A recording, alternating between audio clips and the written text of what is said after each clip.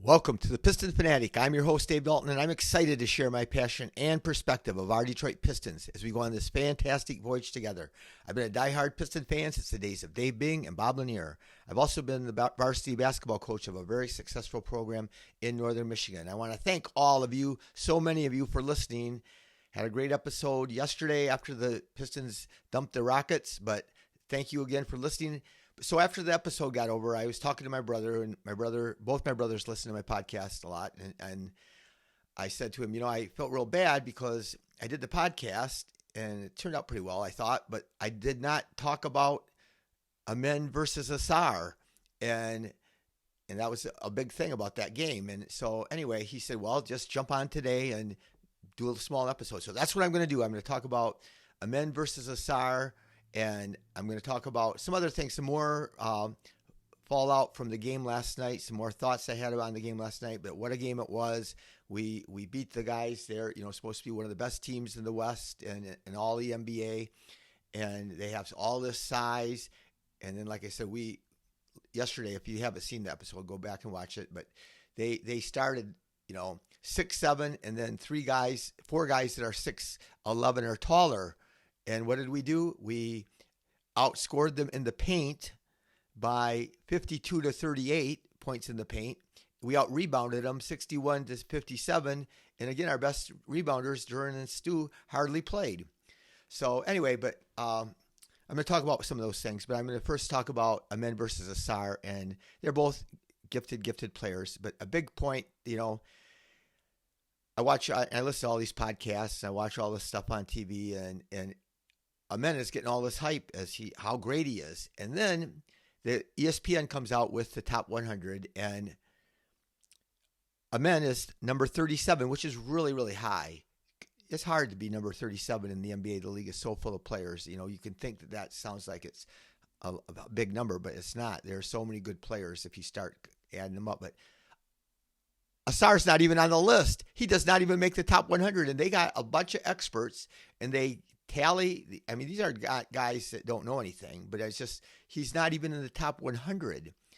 And so, a lot of it was a result of the blood clot setting back and didn't get him, much time. In his rookie year, he had Monty, and that was a train wreck. But, yeah, it was weird. But anyway, the fact is that they are very close. And then, so even before last season, so we'll look at their career and the per 36, because that's what you have to do, because their minutes are varied, But Amen, in his 36 minutes played, shot 55%, which would never change, but he had 9.6 rebounds a game for every 36 minutes he played, where Ausar had 8.7, so very, very close.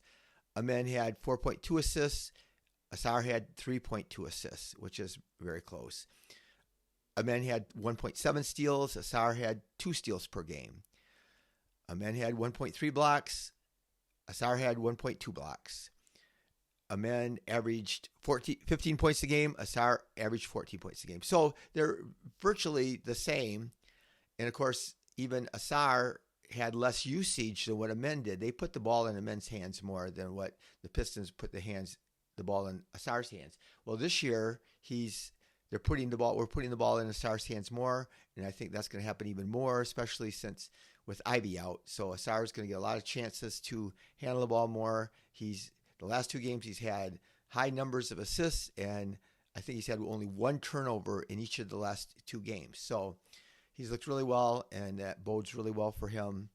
But last night they went head to head, and Amen scored 10 points and was like 2 for 8. And Ausar had 19 points and 2 rebounds, 4 assists, and a block shot. And, he was 9 for 16. So he obviously outplayed him. And I know Amen did get into some foul trouble, so that was a thing too. But then let's look at last year. So last year alone, Amen averaged, and again, that Ausar didn't get a training camp, didn't get to play in the summer, missed the beginning of the season, which we got to see with Cade. It took him a long time to adjust when he missed the beginning of the season, his first rookie year with his ankle injury. But so last year, Amen shot 57% from the floor. Ausar 58%. Amen 9.1 rebounds. Ausar 8.2. Amen 4.3. Ausar 3.6. In the steals, Amen 1.6. Ausar 2.7. And they both averaged like a block a game. And they both averaged 2.2 turnovers a game. And last year, Amen averaged 15.7 points a game. And Ausar averaged 16.1 points, not per game. These are, again, are per 36 minutes. So that's what gets confusing in the NBA. There's a lot of things. Minutes played makes a big impact on what your stats are going to be. Also, usage, the number of shots you get, the number of times you get to touch the ball can make a huge difference on what a player's stats are. But the bottom line is, Amen was automatically given a way higher ranking, 37, and Ausar's not even in the top 100. And again, that is the same way when you hear people talk about Defensive Player of the Year. They're talking about how a lot of guys love Amen and say he was going to be the best defender in the NBA this year. But it's just, it's a fallacy. Ausar, they're very, very close. One thing that fascinated me, when Ausar and Amen played at Overtime Elite, Amen got to handle the ball all the time. He got to be the point guard. Ausar was off guard, and Ausar averaged only a tenth of an assist less than Amen. So that's funny. So now they're 2-2 against each other for their career. They're really funny. Their families were both there last night. So I was so proud and so happy for Ausar. And they were watching, but they are funny. It's always comical hearing them talk with each other about each other and whether they're together or not. There was a great, you have to listen to it. There was a podcast called The Young Man in the Three, and they had an interview with Amen and Ausar on it. And it was really one of my biggest takeaways. When they were kids, Amen said that Ausar beat him all the time, that he couldn't beat him. And he always never wanted to quit until he got to beat him. And the scores were usually really close, but he just was always ended up winning. So that was a funny thing that, to see what happens between the two of them. But I know that they're really competitive. They really love each other. They hardly were apart most of their life growing up. But it is going to be intriguing to see how they develop. And again, it's hard for both of them because now both of them are. Amen is the point guard. He started the starting point guard, and he hasn't. It's been hard for him, and it's been hard for the Rockets team. The Rockets team, they're 0-2. They played a great game against Oklahoma City, best team in the league, and they went double overtime against them. And everybody thought this team's a powerhouse, and so I think they probably weren't that is fired up to play the Pistons. Like I said, the same with the Pistons playing the Bulls. So this league is crazy. If you watch these scores, and this is going to be, I think, a theme throughout this NBA season, where the Hawks get beat by the Raptors by 30, and then they turn around and beat the Magic. I had mentioned that the other night. The Warriors beat two really good teams, and then they turn around and they lose to the Blazers. They're 2-0. They beat the Lakers, and they beat. I think they beat the Timberwolves quite handily, and then all of a sudden they turn around and they lose to the Blazers. And so just shout out to Chauncey Billups. I hope that he's found innocent. I hope that he didn't do anything, but it's hard to say. But I just know from listening to all the shows I listen to is everybody loves Chauncey. Everybody says that you can't go anywhere without anybody saying nothing but great things about Chauncey. Good people do bad things. Especially when it's gambling is sort of an addiction, just like drugs and alcohol.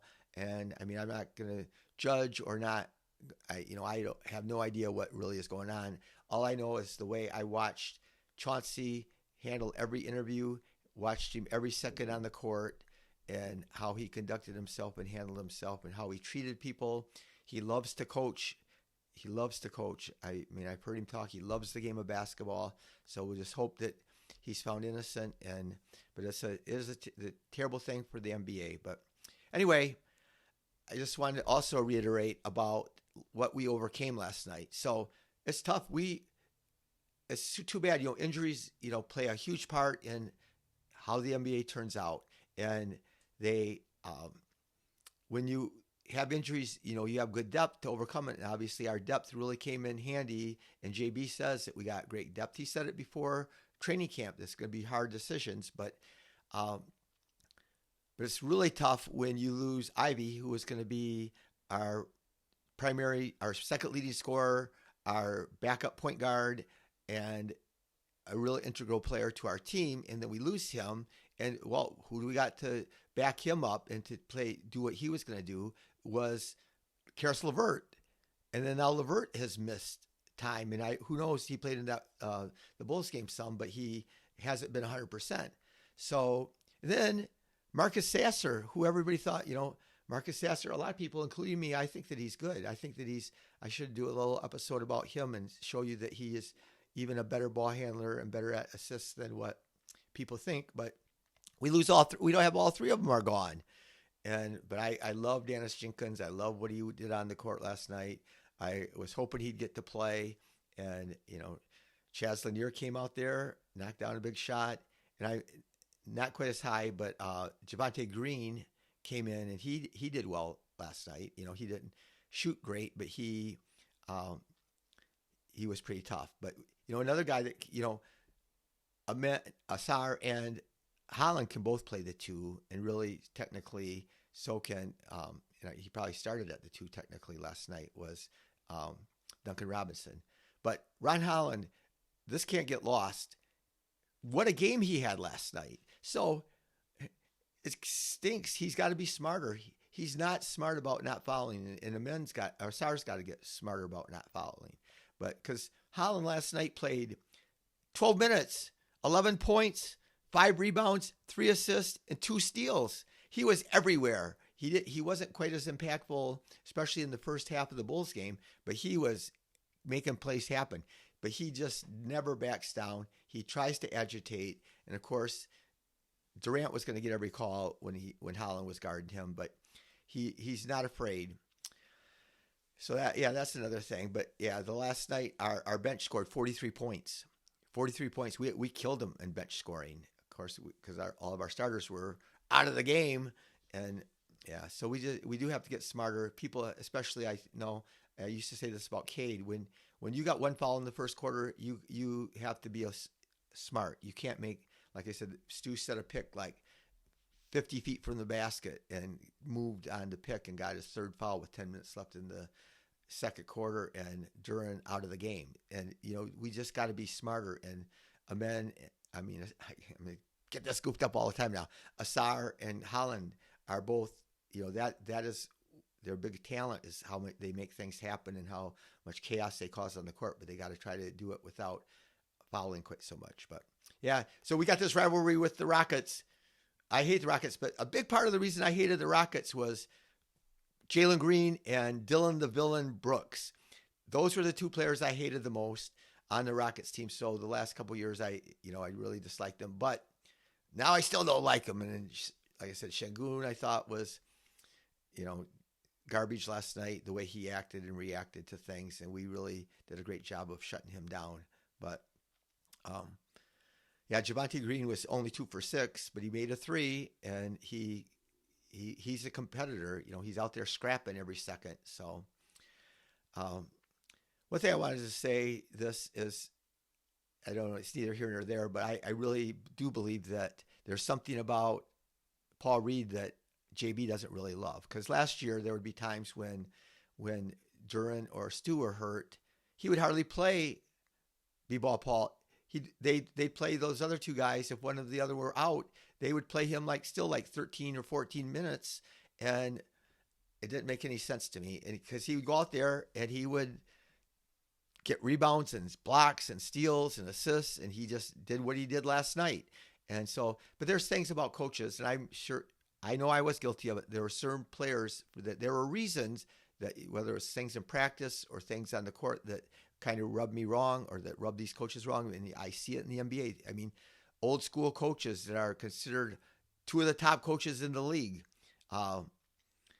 Steve Kerr, considered one of the top 5 coaches in history. I don't care what he says. I mean, I'd like to give him a lie detector test. Do you like Jonathan Kuminga? and he doesn't like him. And Kuminga, he only plays him. There's been times where he won't play him until he absolutely has to, until too many players are injured and he's forced to play him. Kuminga goes out there and he balls out and scores a bunch of points and does really well in the playoffs. And then, I mean, the same thing, Rick Carlisle is a little bit of a stick in the mud, but he does not like Benedict Mathurin. And even last year in the playoffs, again, until some players got hurt, then he had to play Mathurin, and Mathurin scored 27 points in the NBA Finals. And then the next game, he hardly played him again. And, we got to see, of course, Monty wasn't a good coach, but Monty Williams, whatever it was about Jaden Ivey, he's another old school coach. He did not like Ivey, very obviously. And so he drove him crazy for some reason. So I wanted to point that out. That's just, just interesting how, sometimes coaches don't trust players. Sometimes something about their personality or the way they approach the game, they just don't really like it. But, it was a fun game last night. Now we got a fun game against the Celtics Sunday at 3:30, and then we got to turn around right away and play a back-to-back game against Cleveland on Monday night. Luckily, we play early on Sunday, a 3:30 game, so we do have more time to recover than if we played late on Sunday and then had to turn around and play on Monday. But yeah, it'll be fun to see what happens. And I'm glad that we don't have to travel. We're all at home now, and now the Celtics will have to come into Detroit and play an early game, and so that can throw people off. We'll see how everybody reacts, but hopefully everybody gets better and healthy. And Stu and Holland and Duran all should have lots of rest. They didn't play much last night, so that's could be a positive thing. So it is interesting that the league is turning all these teams that are having these big lineups, especially like the Mavs and like the Rockets. And I think it kind of hurt the Rockets. They can't run. They don't have a fast break, so they're not getting easy baskets that way. So everything's in the half court. And as great as Kevin Durant is, it just didn't really work out great for them. But I just wanted to jump on today, though, because like I said, I wanted to talk about Amen and Ausar. They only play each other twice during the year, but it is not right. The amount of love that Amen gets, he deserves it. He deserves a lot of love. I'm not taking away anything from Amen, but him and Ausar, I think, are going to be very comparable careers, and it's going to be fascinating to see how it all unfolds. But I love that we have Ausar. So anyway, thank you again for listening.